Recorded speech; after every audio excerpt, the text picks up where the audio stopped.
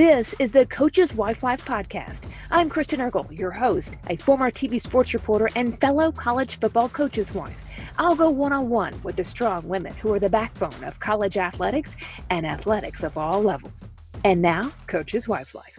This podcast is brought to you by Ruler of Hope. Ruler of Hope is a nonprofit that supports medically fragile children.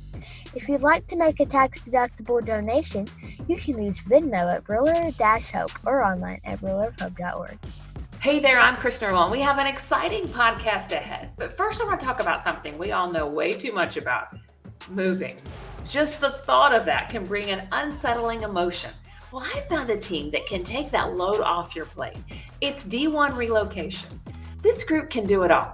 They can organize your move, coordinate with a moving company, and a trusted real estate agent. They can actually vet key household partners such as schools, insurance agents, physicians in the area. They can even help set up your Wi-Fi and water.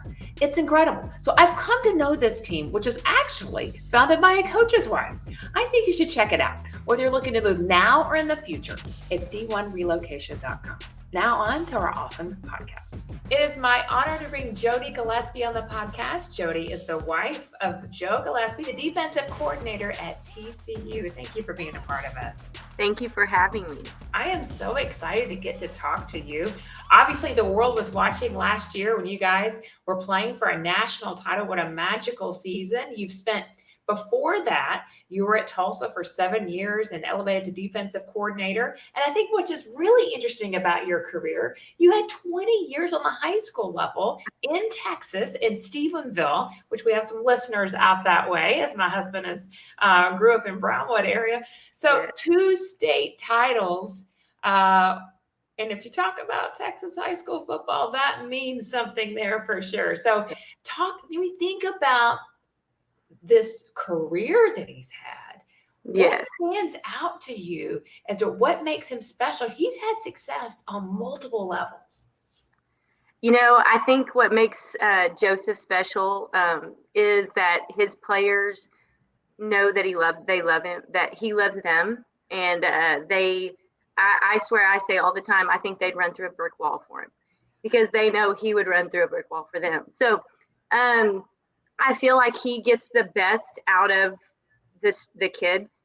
They don't have to be 5 stars. They don't have to be multi-talented, but they play like it because they just believe the belief that he instills in them, and I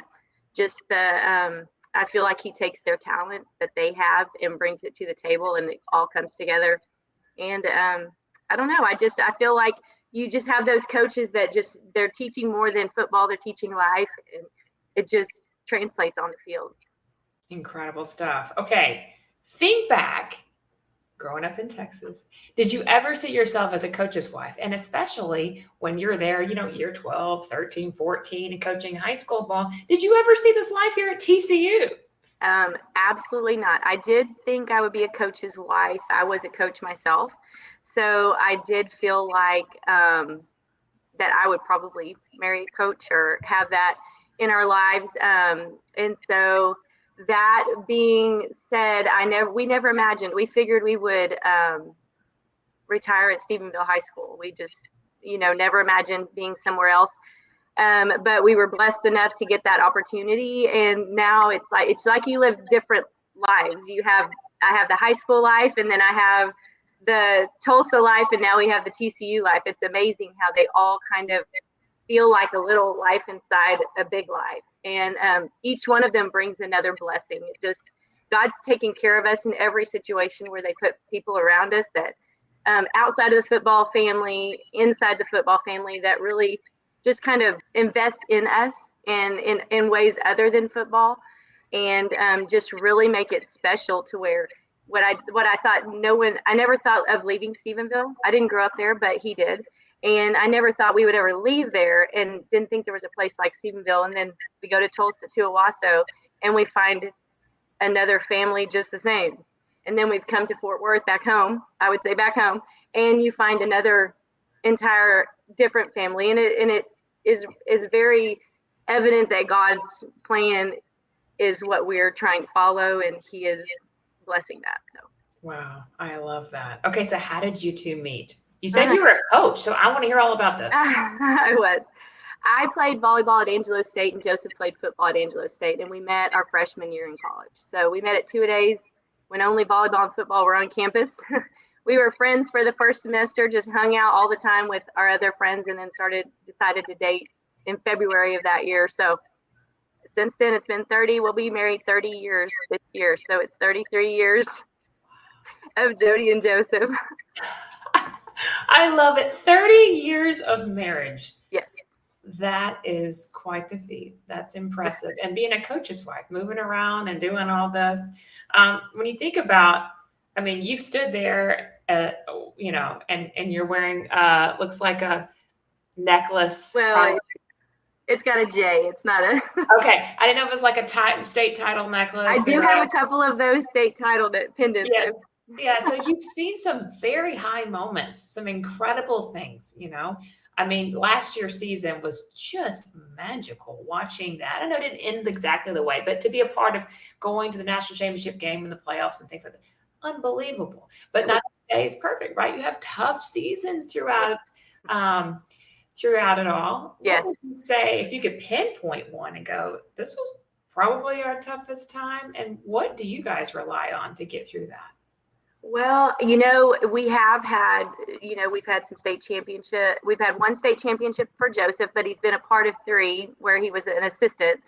And then we had last season where our son was in a state championship, and Joseph was in a national championship. And so last year was probably the dream of all dreams for the Gillespie family. And those are amazing. But what sets you up for those and how you appreciate those and don't take those for granted are the times when you are 2-8. Or in Tulsa, we had some low times. In Stephenville, when he first got the job, we were 0-2 going into the 3rd game. And literally what we rely on is prayer and knowing that God has us there for a purpose and trying to see what that purpose is outside of wins and losses.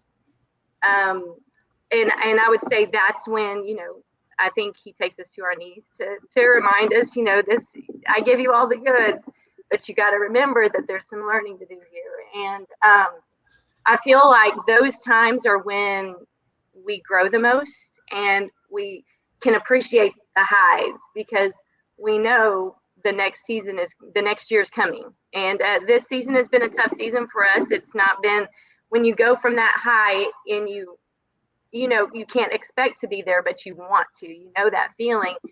I feel like then that's when you learn your character and you learn how you, how you react, how you build, how you, relate to those things is when your character, I always say you ooze what you are. So if you fill yourself with good and you fill yourself with self-worth and you know that God's got you there for a purpose. I text Joseph all the time after anything. I said, you know, just look at what God's doing today. Like, look, he's working all around us. So let's just look what's happening today. That is a positive. Go with that. That's exactly what we're talking about. That's exactly what I wanted to ask, because you had such a season right last year, and this year, obviously, you know, and what's wild is you're doing the exact same things as you did last year, right? I mean, that's what people don't understand. You're putting in the same amount of hours and doing the exact, if not more, right? Yes. What do you say to him in those moments? And then you just answered that question. It's encouragement of your purpose and look for what, you know, God's doing in your life right now. I mean, is that what you do? I mean, do you have specific times is it a text every day? Is it, what do you do? Know, we do have, Joseph sends a message out to our family circle of trust. It's now our 2 oldest are married with babies. And so they're included, they're in the trust now. And he always sends out a verse of the day and just an encouragement in that way. So we have that. And then I have sang songs to him on text, or I just want him to remember, because I know he does, but in the moment, as you know, as a coach's wife, you can watch them and you know that it's hard on them when they struggle and figuring out what to do and what have I done wrong and why aren't they playing the way they should, even though I'm teaching them the same things, and how do they forget it and all the things. And I try to just remind him. I think I'm a fixer, and so that's why I probably do it. I just try to remind him that, you're not here for wins and losses. You're here to grow men up. In high school, that's the one thing going from high school to college I struggled with a little bit with Joseph, is he was so good at building boys into men, young men, to go. I mean, they were prepared biblically, that he threw in Bible stories at the end of games. He did all the things to show them that this translates into life. And then I watched in college how he could do the same thing. It was building young men into husbands and fathers, rather than, little boys into figuring out what life is about. And so anyway, and that's his purpose. And so I figure if I can do the little reminder of remember your purpose, then that's my job. That's right. Remember your purpose. This is so fascinating to me, because you've seen a lot of levels of athletics, high school, college, and you've been a part of it for a while. So you have a unique perspective in the fact that you've seen it change a lot, even high school. And your sons, to mention, played high school football. Is your one of my youngest is a senior this year. Okay. So you're experiencing this as a mom as well. I have so many questions there. Is it pretty hard to be a player's mom and a coach's wife? I mean, is it? It is busy. Is it harder? What is it? When Josh was in high school, Joseph was his high school coach, so it was a lot easier because we were all involved and we were all there. And Jake rode the bus on over when he was in kindergarten to the high school. We were all there. Chelsea was there cheering, playing volleyball, all the things. And so we were all right there. When he's in college and Jake is in high school, it's two separate vibes. I mean, I am all Alito Bearcats on Friday, dressed up, breakfast for the boys, all in that. And then Saturday it's TCU. So it's like, it's fun for me. I get to play dress up 2 days, but it's, Joseph gets to come to the games, but he's not a part of any of, people are like, you have a husband? I'm like, I do. And he knows all that's going on, but he's just never here until it's game time, which is fortunate that he gets to watch games. So definitely.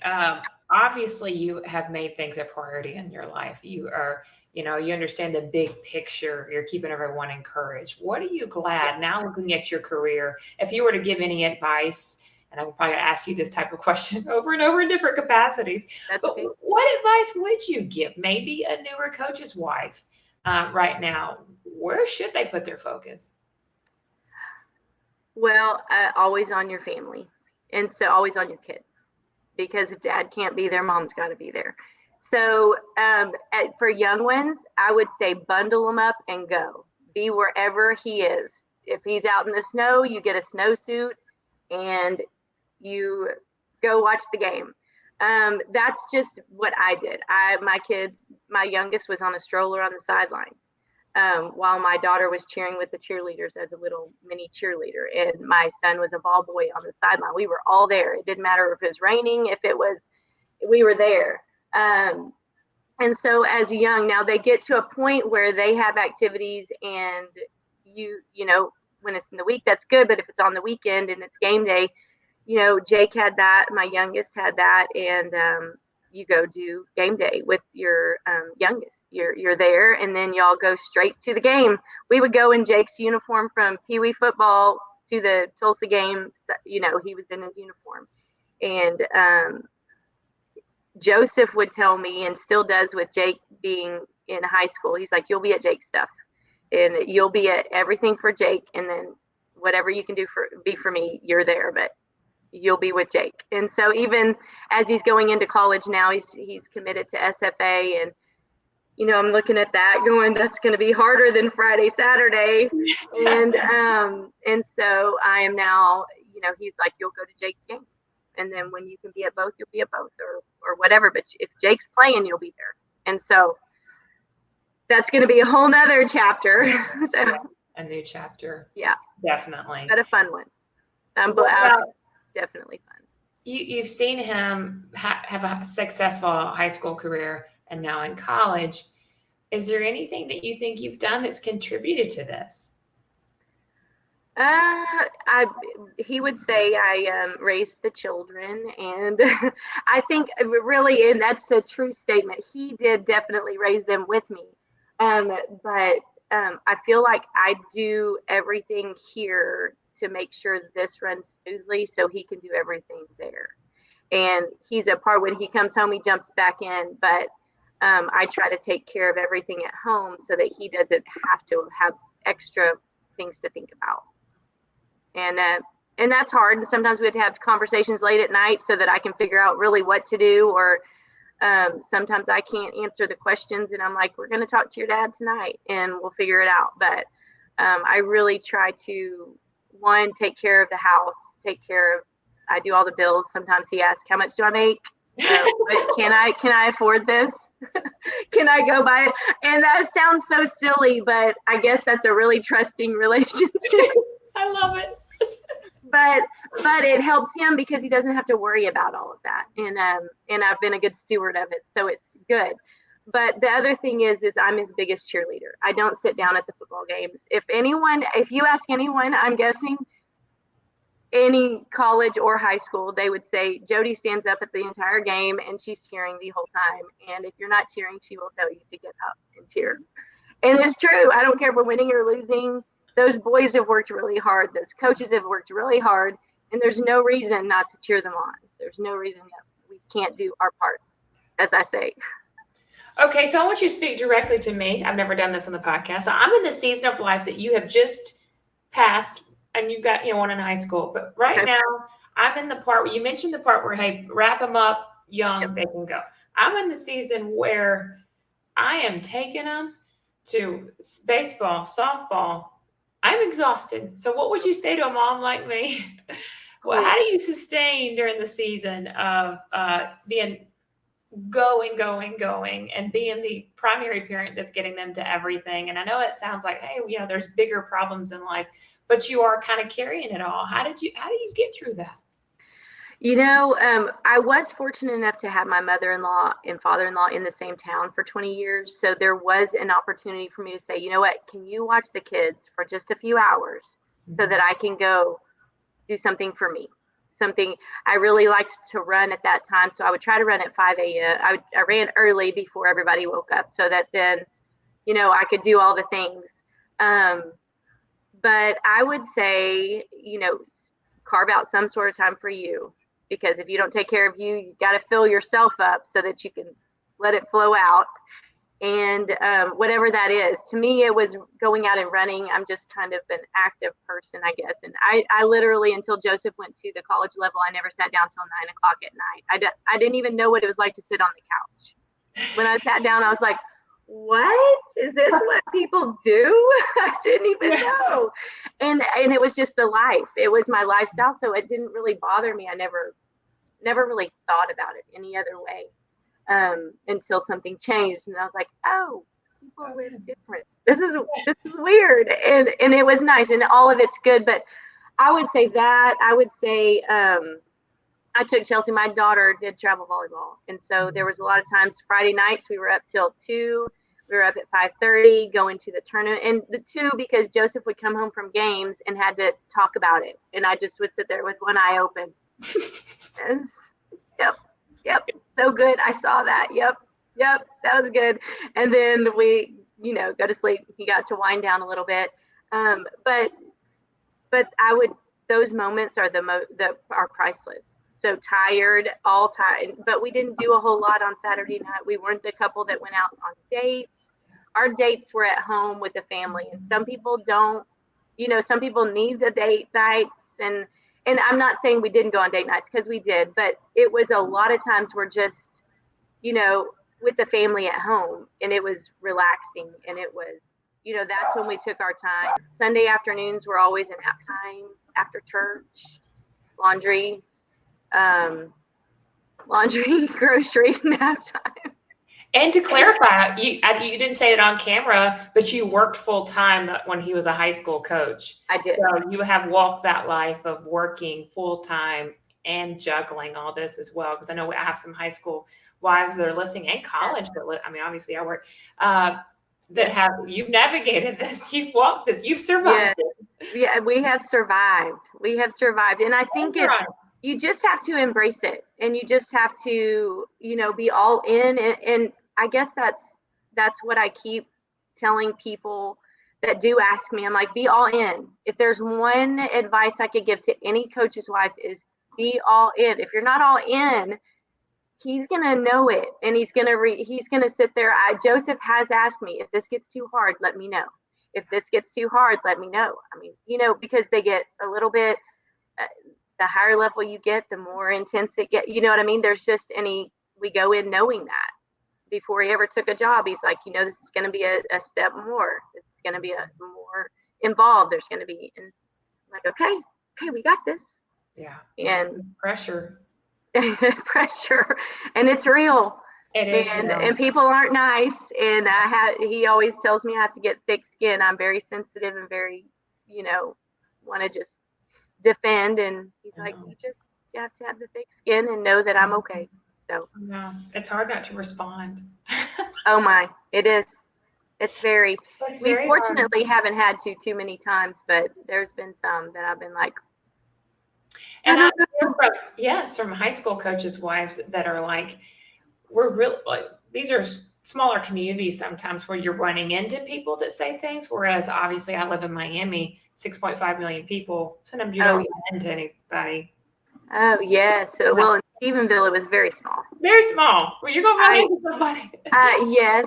Fortunately, he was very successful at Stephenville, and there were times, and at the beginning of his career there as a head coach, there were people wondering, can he do this, and things like that. And he proved that he could. But our coaches' wives, we had our own little colored T-shirts that we wore to the games so we could spot each other. And I sat on the sideline, so I really didn't have to listen to anything. But I had friends that were outside of the coaching thing that would stick up for us. They'd be like, no, we're not going to talk like that. So you got to have your people. You got to have your people. Yeah, and that to me is another, I was going to tell you too, that the other thing is have your people outside of the coaching that are invested in you. We did Bible studies with people that were not involved. I consider them family in Stephenville still, because we invested in each other when our youngest were young, and we had Bible studies, we had monitors in the rooms, and we all went to the house and really invested in some people that didn't care if we won or lost. All they cared about was us. And so to me, you need one. You got to have at least one or two that don't care whether you win or lose and aren't involved in that. That's in my opinion. In my opinion. I think that's wisdom. I've got a question from someone that was that messaged me on Instagram. Her name is Kara. She's a coach's wife. She says she's having a baby in the middle of the season. Did you ever experience that? Did you have one in the fall? Well, I did not have one in the fall. Now, my oldest two, I was coaching softball and volleyball, and Joseph was baseball, football. And I was 23 and 24 when I had my first two. They're back to back, 11 months apart. So I was the head softball. We started the volleyball program there, and they were both born in March and April, which is in the middle of softball season, as I was the head coach. So I coached until I had both of them. Wow. And Joseph was in baseball at that time. So, but he literally brought my babies. My mom followed me to a game, and she was in the car with my newborn as I was coaching first base for softball because our season wasn't over yet. And so I think I'm that weird one that just went on, and I had the babies, I had C-sections. So I had, 2 weeks off maybe, but I still went to the games, and they just became a part. My kids would say they grew up in all of that. Now, when my oldest were 3 and 4, I decided I can't coach and do this. And that's when I became the cheer sponsor, the cheer coach, because my friend talked me into that. So I started that, and I did that for 14 years. So we just, So I stayed involved. Itself right there, though. Yeah. That can be very intense. That's how do you handle sports with your kids? Obviously, your kids are going on to do great things, and you have one about to play college football.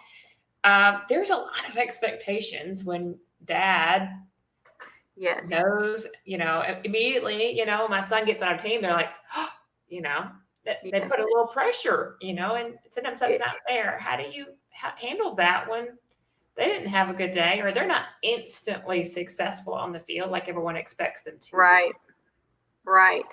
I with Josh, fortunately, he wasn't put in that situation. Now, Josh was a sophomore when we won state in high school, and Chelsea was a freshman. And Josh got pulled up to the varsity team. He maybe could have made the varsity as a sophomore, but Joseph was not going to do that because he was the coach's kid. And there was an injury, and Josh got moved up to fill that spot and got to play for the season and through the state championship. And so but Josh would tell you it was a difficult time because a lot of people said, because your daddy's the coach, you're on varsity, and I would tell Josh, you do the best you can out there. If the best is all you got. So if you're doing your best and you're giving it your all, then there's nothing else you can say. And Joseph was very hard on Josh as far as, I'm going to be the hardest on you, and told him up front, I'm going to be the hardest on you. Just know that I love you, but I'm going to be the hardest on you because I don't want anybody saying that you don't deserve this. And I think that helped Josh. He's now a coach at Abilene Wiley. It's his 5th year there as a football coach and track coach. So he learned, I always say the first one's your guinea pig. So you learn from that. And then Chelsea, I coached her and was hard on her. Unfortunately, it just gets to where you're hard on your kids because you know that it's going to be hard questions to answer. Like, you're the coach's kid, you're the, and so I say hard, meaning expectations are there, not to be perfection, but to work hard all the time. Every play, work hard. And then Jake got to see that growing up and never had his dad as a coach. Just, they say, oh, Coach Gillespie's son, is it? Mm-hmm. And fortunately, he's like, we moved back to Texas, and Jake said, can I go back to Stephenville? And we were like, can't do that. It's too far. And he said, well, Aledo. And Joseph told him, Aledo is a great program, and you're going to go in as a sophomore. And Jake was like, bring it on. I got that.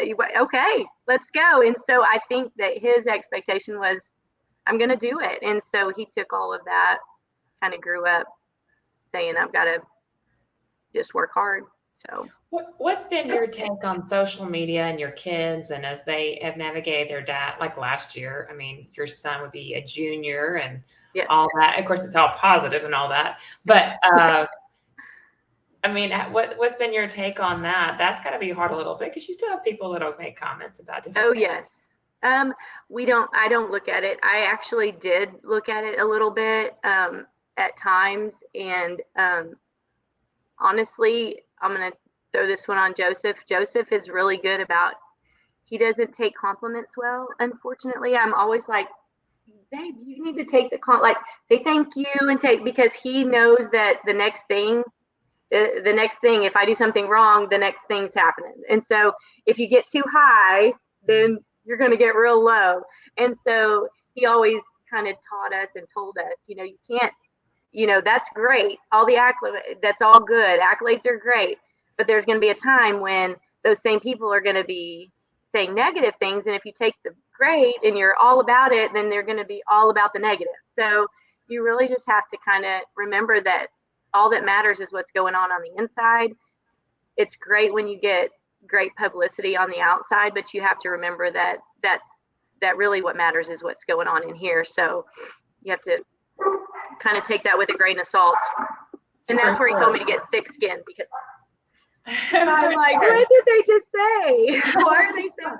And I think Jake does a really good job with that. I mean, I think he knows that, how hard they work, and that the negative speaks louder than the positive, unfortunately, too much. If you could say something for high school football or any sport, who's coached high school athletics, of what those families go through, maybe something they would want to say. What if you could enlighten communities and stuff of what that scene, what would you say to people that the high school level goes through that maybe you've experienced? Now you have a different perspective, but you could see some of those sacrifices that they make for the community and all that. What would you say to that? What would you, if you could enlighten the community on what those coaches go through, what would that be? Oh, wow. Yes, because they like to, yes, that's a good one. Those coaches work 7 days a week, and those coaches work hard to figure out, to me, at the high school level, which is my favorite thing about it, is you get what you get. And all of those coaches have to figure out where all of those pieces fit together to make the best team. And so, whereas daddies that coach their kids all along, they have a quarterback, and that's their quarterback. And just using that as an example. And he's going to be the quarterback. Well, he might be the best receiver. And now we have another quarterback. You know what I mean? So coaches work so hard at trying to get the best out of, sometimes you will say they're a great high school football player. And that's because the coaches do the best at getting their best qualities out to work with all the others. And so they work really hard, and they get questioned a lot because they're 15, 16, 17-year-old little people that make mistakes. They don't call fumbles. They don't call interceptions. Those aren't calls of the coaches.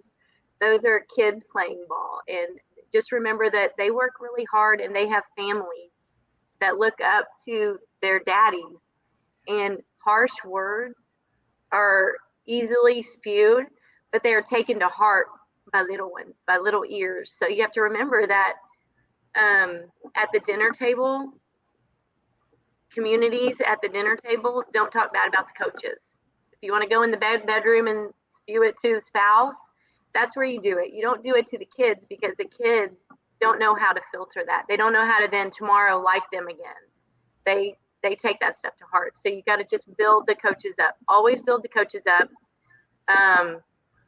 Now, if there's something real, then obviously that's an issue. But I'm talking about coaches that work hard for kids. So you really need to, I would say, always support them, and always know those kids are working the hardest they can as well. So another tidbit is never yell at another child that's not your own. Yes. That's where you can get some stuff going. Jodi, you're providing so much wisdom and so much insight into this just valuable stuff. Do you have a mentor or someone that you've looked up to along the way, or has this been your experiences? Most of them have been mine. I think just being in it 23 years, as far as coaching, I've had coaches along the way that have taught me good things and things I would take, and then bad things that I wouldn't do. You kind of learn along the way. I feel like I've had a lot of people that have poured a lot into me outside of the coaching realm, and just shared a lot of jokes that I were involved in the FCA. We were FCA sponsors at Stephenville, and did that in college together, and did huddles, things like that. I feel like that was from my mom was a missionary, and she was a singer, part of it, but she would go to Haiti and to India, and just really poured in the importance of Jesus, and just the importance of looking for what's going on around you in that. And I feel like focusing up helps you focus out, and so I feel like probably the biggest thing has been, I've had great coaches' wives around me. So I wouldn't say there's one specific mentor. I've taken something from everyone. It's always been a family affair. It's always been something that I feel like when you build others up, you get better results. And so, pouring into family time, pouring into other coaches' wives, that kind of having these same conversations with them and learning from what they've done. And you're and my friend Annie, just her, it's a whole nother, not a mom thing, but just a rock star thing. You just having conversations that help you understand what's going on and how we can be the best for our husbands and for our families in a place where I would not change a thing. I wouldn't change not one part of our journey would I change. So you talked earlier when we opened the podcast about, what makes your husband special, and something that stuck out. You said, these players are just run through a brick wall for him. He obviously does a great job and showing that he loves them and they mean a lot to him. What are some of those ways that you are part of that to help build that connection and loyalty and the things that we see on the field as well? I think that it's that genuine, we're all in it together. We're all here for each other. And the fact that we have a bigger purpose in what we're doing,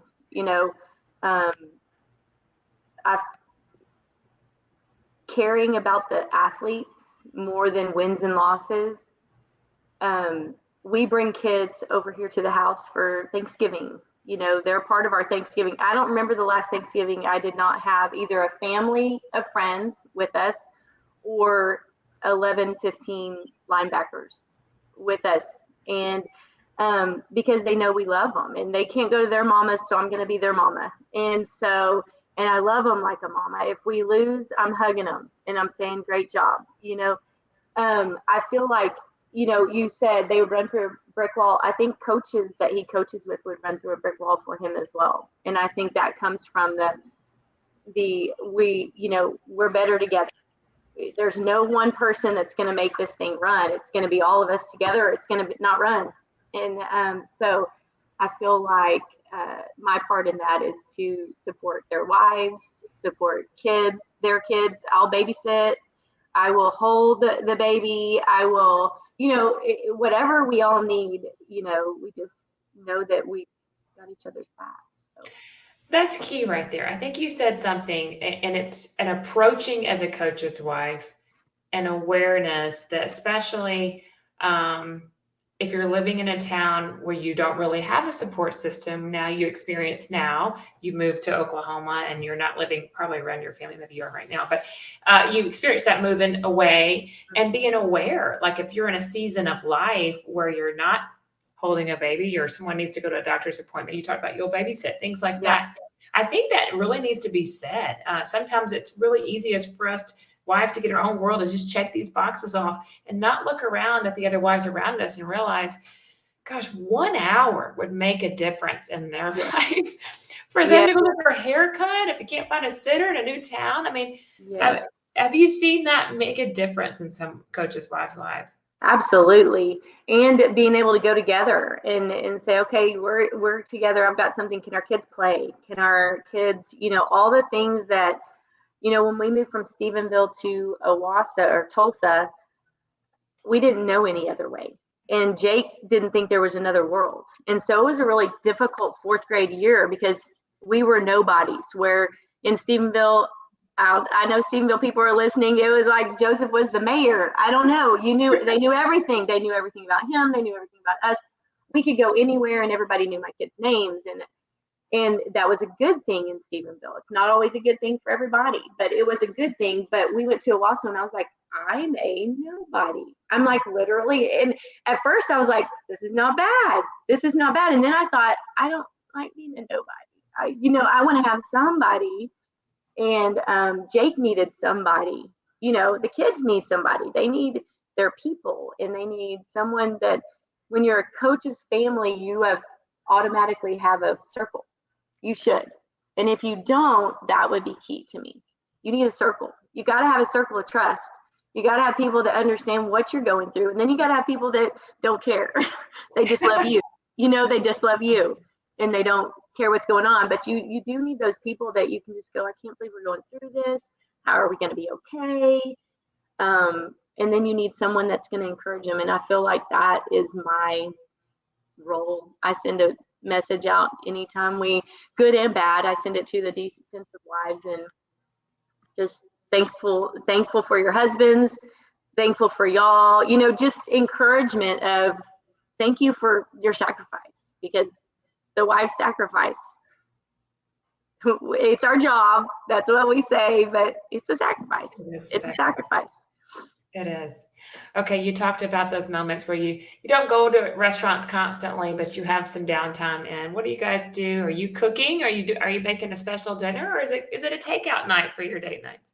Oh, probably cooking. He really likes for me to cook. Like, he likes to eat my cooking. It doesn't matter, it have to be anything fancy. But we I think in Stephenville we did not go out a lot because everybody did know him, and so anywhere you go, you're talking football, or you're talking, or somebody's got to play for you to run the next time, or just whatever. It doesn't even matter.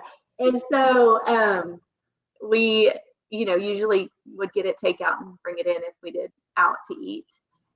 We did go out some, but for the most part, he liked to be at home because he wasn't at home enough, and I think he's fortunately, I think I told you this before, fortunately, he likes to be at home. He likes to be with family. We have 4 grandbabies now, so it's, we want them here and we want to play with them. So it's just, home is good.